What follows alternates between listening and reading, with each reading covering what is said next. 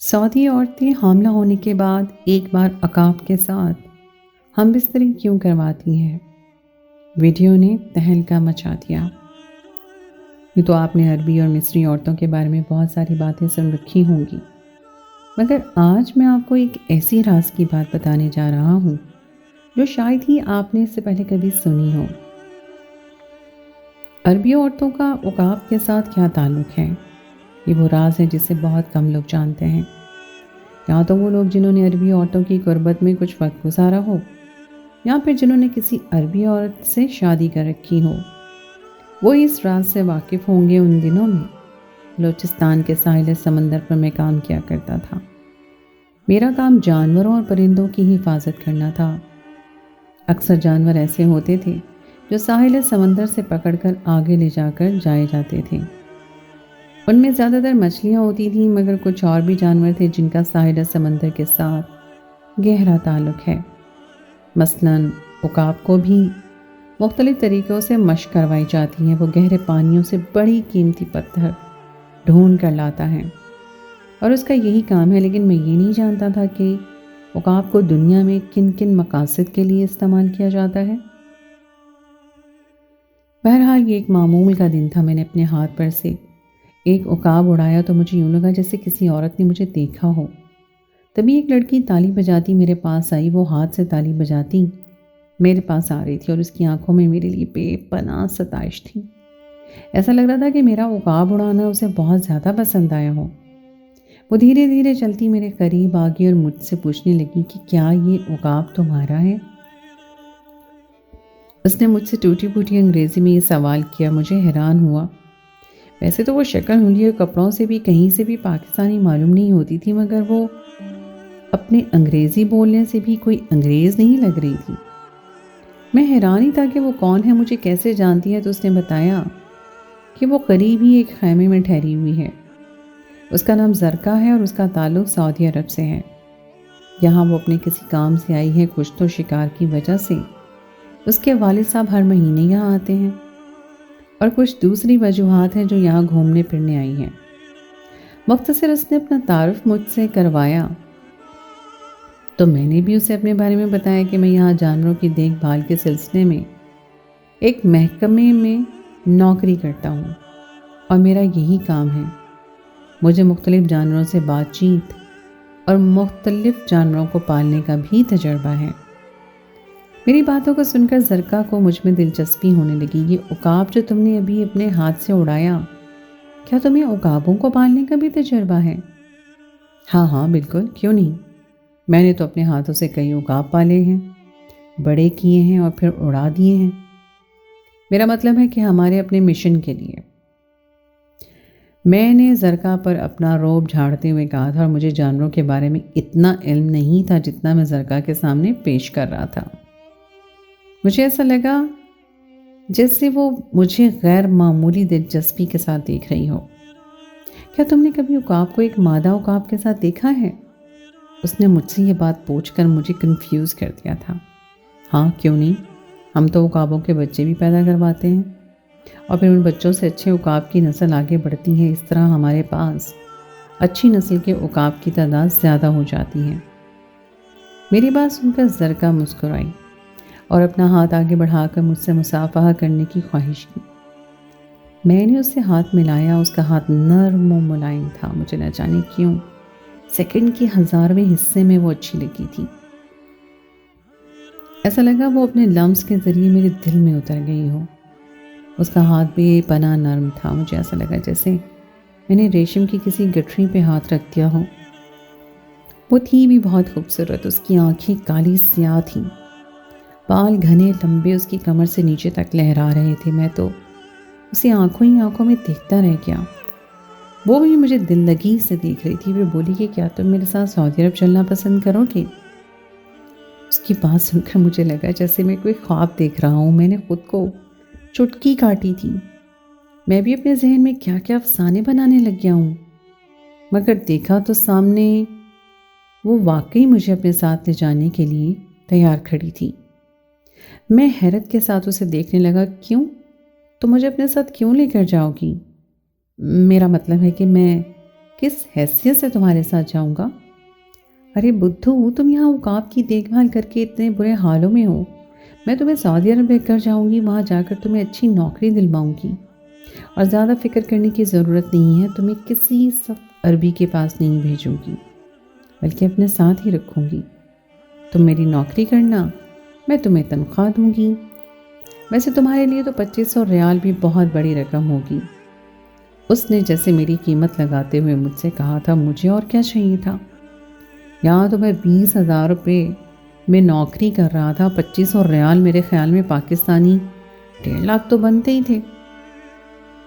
میں نے کہا کہ مجھے اور کیا چاہیے، اگر آپ کی نوکری کرنے کو مل جائے تو میں یہ نوکری چھوڑنے کو تیار ہوں۔ اس نے دلربانہ انداز میں اپنی مسکراہٹ کے ساتھ مجھے دیکھا اور بولی، بس پھر ٹھیک ہے، تم اپنے کاغذات تیار کر لو، میں اپنے مینیجر سے کہوں گی کہ وہ تم سے رابطہ کریں اور تمہیں میرے ساتھ سعودی عرب لے کر چلے۔ تم یہاں رہ کر کیا کرو گے؟ تمہاری اصل جگہ تو میرے ملک میں ہے، جہاں پر تم جیسوں کی بہت قدر ہوتی ہے، اور تم جیسا شوہر کسی لڑکی کو مل جائے تو وہ بھی خود کو خوش قسمت ہی سمجھتی ہے۔ ویسے مجھ میں ایسا بھی کیا ہے کہ کوئی لڑکی مجھے اپنے شوہر بنانے میں خوش قسمت سمجھے گی، وہ بھی خود کو؟ میں نے زرکا سے سوال کیا تو کہنے لگی، یہ تمہیں تب بتا سکتی ہوں جب تم میرے شوہر بنو، فی الحال میں ایسی باتیں تم سے نہیں کروں گی کیونکہ تم ایک اجنبی مرد ہو۔ زرکا کی باتیں سن کر مجھے تو جیسے کرنٹ سا لگا تھا۔ میری رگوں میں اب ایک نئی مستی سی تھی جو کہ گردش کر رہی تھی۔ میں بے پناہ خوش ہو گیا تھا اور خوشی سے جھومنے لگا تھا۔ میں گھر گیا، سب سے پہلے یہ بات میں نے ابا کو بتائی، مگر زرکا کے بارے میں نہیں بتایا کیونکہ میں شادی شدہ تھا، اور ایک بیوی کے ہوتے ہوئے زرکا جیسی لڑکی کے ساتھ اس گفتگو کے بارے میں ابو کو بتاتا تو ابو لازمی مجھ سے ناراض ہو جاتے۔ زرکا سے بات کرتے ہوئے مجھے اپنی بیوی میں سوچ رہا تھا۔ اس نے تو ہمیشہ خود کو کوسا ہی تھا، حالانکہ شکل و صورت کا بے پناہ حسین تھا، گبرو جوان تھا۔ میرا قد بھی 6 فٹ سے کم نہیں تھا، مگر میری بیوی رانی ہمیشہ ہی ناشکری کرتی رہتی تھی، کہتی تھی کہ مجھے تم جیسا مرد ملا جو کہ نکما ہے، مہینے کا صرف 20,000 روپے کماتا ہے، ان پیسوں میں تو میرا ایک شوق بھی پورا نہیں ہو پاتا۔ آج مجھے اپنی بیوی سے تھوڑی شکایت ہو رہی تھی کہ مجھ جیسے گبرو جوان کی بے قدری کرتی تھی، جس سے زرکا جیسی خوبصورت لڑکی نے یہ کہا تھا کہ اگر تم کسی عورت کے شوہر بن جاؤ تو وہ خود کو خوش قسمت محسوس کرے گی۔ میں نے ابا کو بتایا کہ یہاں بلوچستان میں کچھ عربی شکار کرنے آئے ہیں، انہوں نے مجھے جانوروں کے ساتھ اتنے لگاؤ سے دیکھا تو ان کے ساتھ وقت گزارتے دیکھا تو کہنے لگے کہ تم ہمارے ساتھ سعودی عرب چلو، ہم تمہیں اچھی نوکری دیں گے۔ یہ بات سن کر ابا بھی خوش ہو گئے، میری بیوی رانی بھی کہنے لگی، اچھا ہوا، مجھے بھی 20,000 کے بجائے تم زیادہ پیسے بھیجو گے، مجھے پیسوں کی ضرورت ہے، ہم نے ابھی نیا گھر بھی بنانا ہے، تم جلدی سے سعودی عرب چلے جاؤ تاکہ ہمارا مستقبل اچھے سے گزر سکے، تاکہ ہماری آگے کی زندگی اچھے سے گزرے۔ رانی نے تو یہ بات کہہ کر خود کو ہلکا کر دیا تھا، مگر میرے خواب کچھ اور ہی تھے جو مجھے اس روز زرکا نے دکھائے تھے۔ اب زرکا نے مجھے سعودی عرب میں نوکری کرنے کے لیے بلایا تھا، مگر اس کا دل ربانہ انداز بتا رہا تھا کہ وہ مجھ سے شادی کرنا چاہتی ہے اور مجھ میں دلچسپی رکھتی ہے۔ اگر شادی نہیں بھی کرے گی تو کم از کم مجھے اپنے قرب کی دولت سے ضرور نوازے گی۔ زرکا جیسی خوبصورت لڑکی کی ایک جھلک دیکھنا ہی مجھ جیسے مزدور لڑکے کے لیے ایک بہت بڑی بات تھی۔ ظاہر ہے میں کیسی یہ بات سوچ سکتا تھا کہ کوئی عرب کی خوبصورت ترین لڑکی مل کر میرے پاس آئے، میرے لیے کسی خواب سے کم نہیں تھا۔ میں نے سوچا تھا کہ زرکا سے میں جتنی بھی قربت بنا سکا میں ضرور بناؤں گا، آخر وہ مجھے اتنا بڑا موقع بھی تو دے رہی تھی۔ پھر میری اپنی بیوی ہر وقت گلے شکوے کرتی رہتی تھی، تانے بھی مجھے بے پناہ دیتی تھی، اسے صرف پیسے سے لگاؤ تھا۔ میں نے سوچا کہ میں اپنی بیوی کو پیسے بھیجتا رہوں گا، باقی میں زرکا کے پاس ہی رہوں گا، وہ جو بھی مجھے کرنے کو کہے گی، جیسے بھی میرے ساتھ زندگی بتانا چاہے گی، میں اس کے ساتھ ہی رہوں گا۔ میں اپنی بیوی کی صرف پیسے بھیجنے کی حد تک ہی اس سے تعلق رکھوں گا۔ بہرحال میں زرکا کے کہنے پر اپنے کاغذات بنوانے لگا اور میرے کاغذات بنتے زیادہ دیر نہیں لگی تھی۔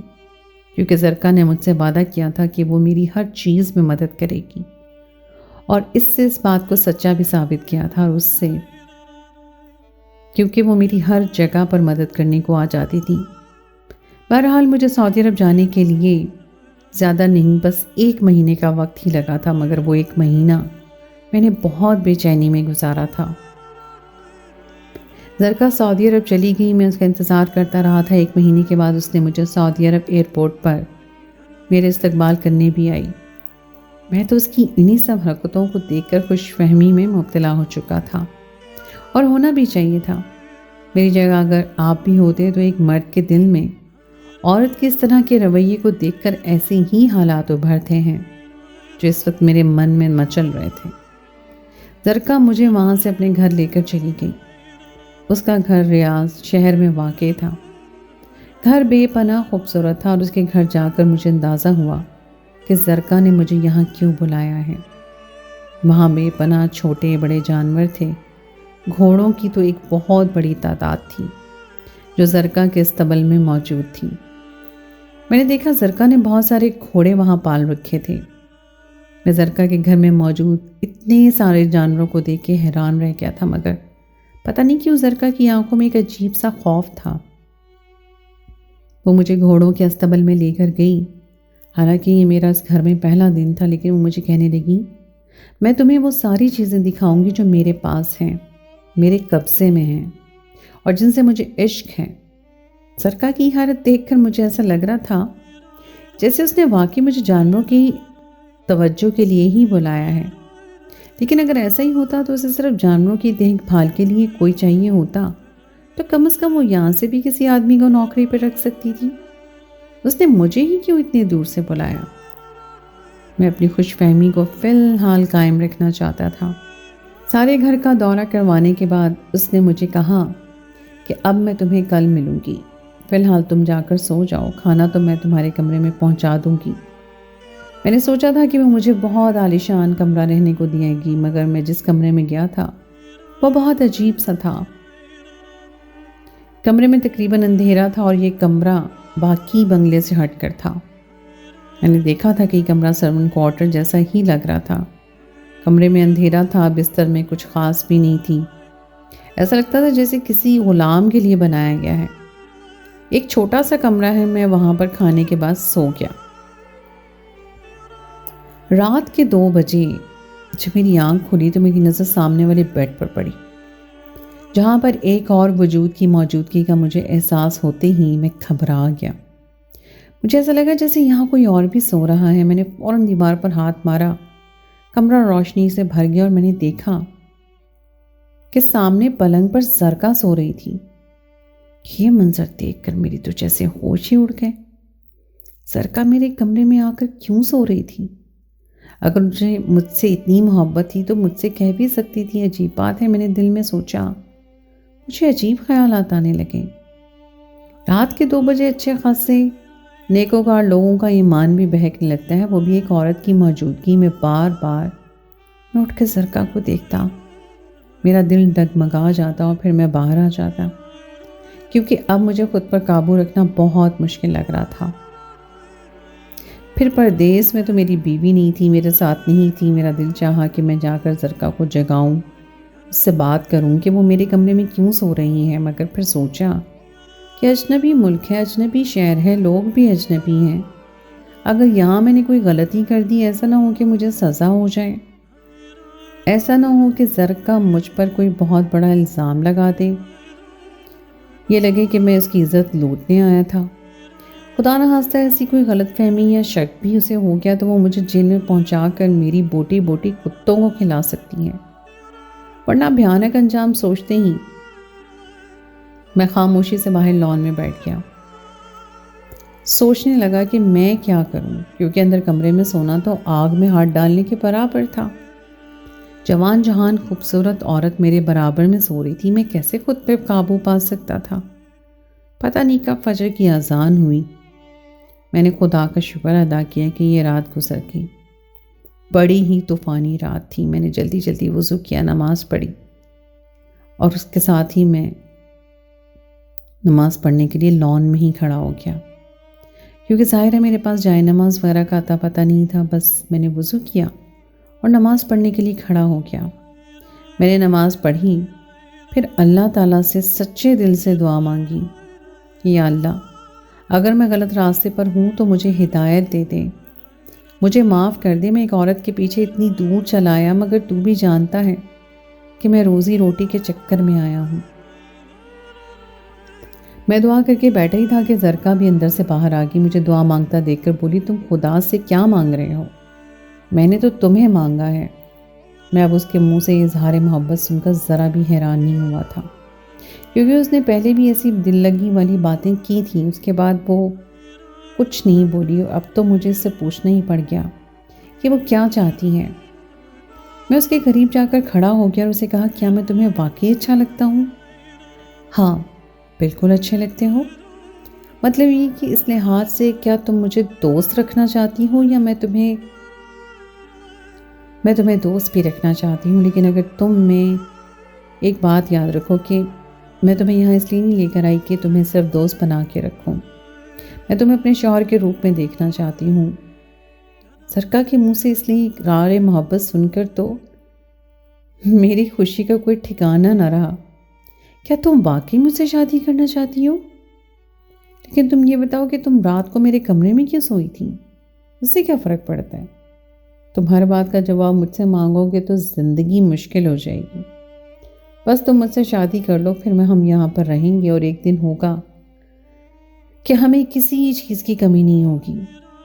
زرکا کے منہ سے ایسی باتیں سن کر مجھے یوں لگ رہا تھا جیسے زرکا کی زندگی میں کوئی بہت بڑی محرومی ہے۔ جس لڑکی کے پاس اتنا کچھ ہو، اس کے پاس دنیا کی ہر نعمت ہو، بھلا اسے کسی چیز کی کیا کمی ہوگی؟ اسے کس چیز کی کمی نہیں تھی سوائے محبت کے۔ میں نے تو یہ سوچا تھا اگلے 2 دن میں زرکا کے ساتھ میری شادی ہو گئی، اور شادی بہت اعلیٰ شاندار طریقے سے نہیں ہوئی تھی، بس ایک خفیہ سا نکاح کیا گیا تھا۔ میں اور زرکا آمنے سامنے بیٹھے 2-4 گواہوں کی موجودگی میں ہمارا نکاح پڑھا دیا گیا۔ میں حیران تھا کہ سعودی عرب میں رہنے والی ایک امیر ترین لڑکی نے مجھ سے اس طرح خفیہ طریقے سے نکاح کیوں کیا؟ اگر وہ چاہتی تو مجھ سے سب کے سامنے بھی تو نکاح کر سکتی تھی۔ ویسے بھی شوہر کو چھپانے والی چیز تو نہیں ہوتی۔ ایسے میں گھاٹا تو عورت کا ہی ہوتا ہے اگر وہ خفیہ نکاح کرتی ہے۔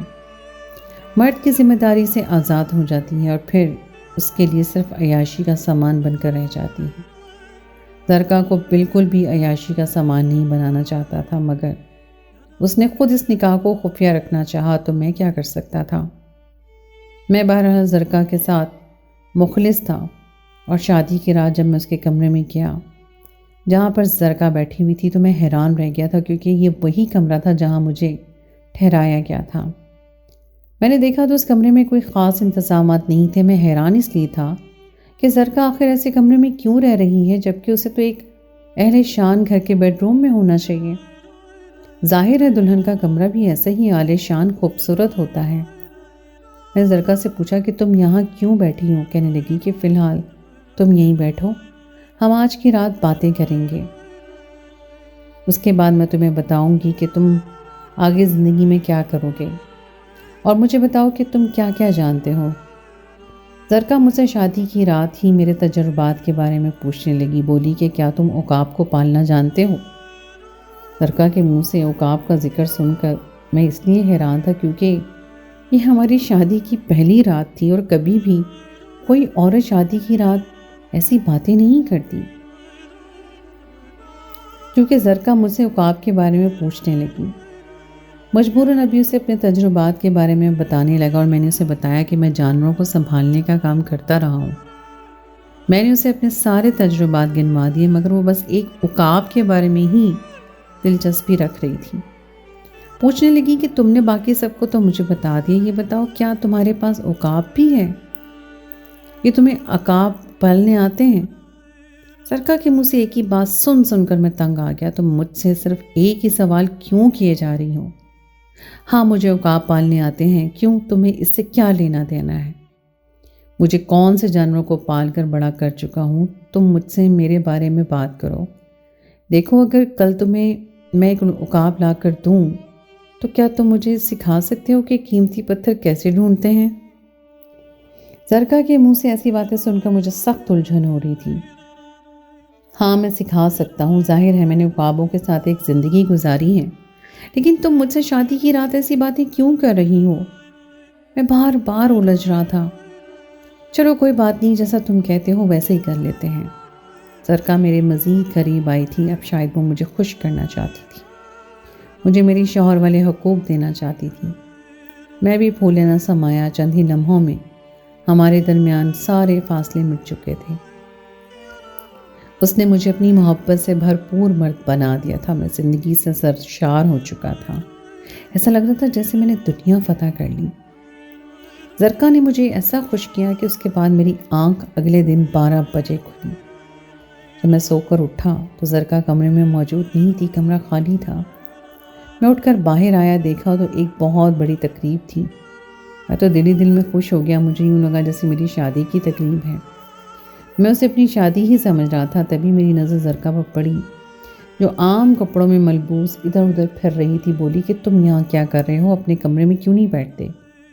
میں نے کہا زرکا کیا ہماری شادی ہو رہی ہے؟ نہیں پاگل، ہماری شادی کیوں ہوگی، یہ تو مالکن کی شادی ہے۔ مالکن کون ہے؟ میں نے زرکا سے پوچھا تو وہ ہنسنے لگی۔ کیوں تمہیں نہیں پتا کہ یہ ہماری مالکن کی شادی ہے؟ دیکھو کتنا خوبصورت مالکن ہے، اور اس کے پاس دنیا میں کسی چیز کی کمی بھی نہیں ہے۔ لیکن تم جانتے ہو اس کی کامیابی کے پیچھے راز کیا ہے؟ عقاب راز ہے اس کی کامیابی کا۔ زرکا نے میری طرف دیکھ کر کہا تو میں چونک کر رہ گیا۔ کیا مطلب؟ تم بار بار عقاب کا ذکر کر رہی تھی، مگر اب تو تمہیں یہ کہنے لگ گئی ہو کہ تمہاری مالکن کے پاس ساری دولت عقاب کی وجہ سے ہے۔ ہاں تو میں صحیح کہہ رہی ہوں نا، تمہیں کیا لگتا ہے میں نے تم سے بلا وجہ ہی شادی کر لی؟ زرکا کے منہ سے اپنے بارے میں ایسی باتیں سن کر سخت دھچکا لگا۔ تم عام مزدور تھے، ساحل سمندر پر نوکری کر رہے تھے، مجھے آخر تم میں کچھ نظر آیا تو میں نے تم سے شادی کی نا۔ ہاں مگر یہ تمہاری مالکن ہے تو مجھے ضرور یہ مزدور کہہ رہی ہیں۔ تم خود کیا ہو؟ کیا تم اس گھر کی نوکرانی نہیں ہو؟ میری بات سن کر زرکا کے چہرے کا رنگ بدلنے لگا۔ ہاں میں ہوں اس گھر کی نوکرانی، مگر مالکن مجھے اپنی بہنوں کی طرح رکھتی ہیں۔ اس نے مجھ سے کہا تھا اگر تمہیں کوئی ایسا شخص ملے جو عقاب کی دیکھ بھال کر سکتا ہو، اسے بڑا کر کے سمندروں میں بھیجنے کے قابل ہو، تو تم اس سے شادی کر لینا، اسے بھی یہاں پر کام کے لیے رکھ لینا۔ پھر اگر اس میں زیادہ ہنر ہوا تو میں تمہیں بھی ایسی ہی زندگی دوں گی جیسی میری اپنی ہے، کیونکہ تم بھی جانتی ہو کہ عقاب کے کاروبار میں کتنا منافع ہے۔ زرکا کی بات سن کر میرے تو قدموں تلے سے زمین کھسک گئی تھی۔ میں تو یہ سوچ رہا تھا کہ میں ایک سعودی مالکن سے شادی کر کے سعودی عرب آیا ہوں، لیکن اب جب کہ اس نے مجھ پر اپنی حقیقت آشکار کی تھی تو مجھے اپنی بیوی یاد آنے لگی، اپنے بچے یاد آنے لگے، کیونکہ میں جس جنت کو چھوڑ کر آیا تھا وہ جنت تو مجھے یہاں آ کر خود اپنے ہاتھوں سے بنانی تھی۔ میں تو یہ سوچ کر آیا تھا کہ زرکا مجھے عالیشان محل میں لے کر جائے گی، یہاں اگر پتہ چلا کہ زرکا نے تو مجھے اپنے استعمال کرنے کا ذریعہ بنایا ہے۔ زرکا تو میرے ذریعے امیر ہونا چاہتی تھی۔ میں نے زرکا کی طرف دیکھا جہاں پر لالچ کے سوا کچھ نہیں تھا۔ میں اسے دیکھ کر بس اتنا ہی سوچنے لگا کہ ایک لالچی عورت کو چھوڑ کر دوسری لالچی عورت کے چنگل میں آ کر پھنس گیا ہوں۔ وہ لالچی عورت میرا خیال تو رکھتی تھی، مگر یہ لالچی عورت صرف اور صرف مجھے اپنی دولت کے لیے استعمال کرنے والی تھی۔ میں بری طرح پھنس چکا تھا، واپس پاکستان بھی نہیں آ سکتا تھا، کیونکہ جو باتیں میں اپنے گاؤں سے کر کے نکلا تھا انہیں بھی تو پورا کرنا تھا۔ زرکا نے مجھے افسوس سے دیکھا، بولی کہ مجھے لگتا ہے تم اس بات کو سمجھ جاؤ گے، شکر کرو گے کہ تم اتنی بڑی مالکن کے گھر میں ایک نوکرانی ہی صحیح مگر شوہر کی حیثیت سے آئے ہو۔ تم جانتے نہیں مالک مجھے کتنی اہمیت دیتے ہیں۔ زرکا کی منہ سے ساری جھوٹی باتیں سن کر مجھے اس سے نفرت ہونے لگی۔ میری بیوی پھر بھی لالچی تھی، مگر اپنے گھر پر پیسہ خرچ کرتی تھی۔ زرکا کے تو بارے میں مجھے کچھ پتہ ہی نہیں تھا۔ میں تو اسے امیر زادی سمجھ کر اسے بیاہ کرنے کے خواب دیکھ کر پاکستان سے سعودی عرب آ گیا، مگر یہاں آ کر جو زندگی مجھے ملی وہ کسی جہنم سے کم نہیں تھی۔ خدا ہم جیسوں کے لیے ایسی ہی سزا رکھتا ہے۔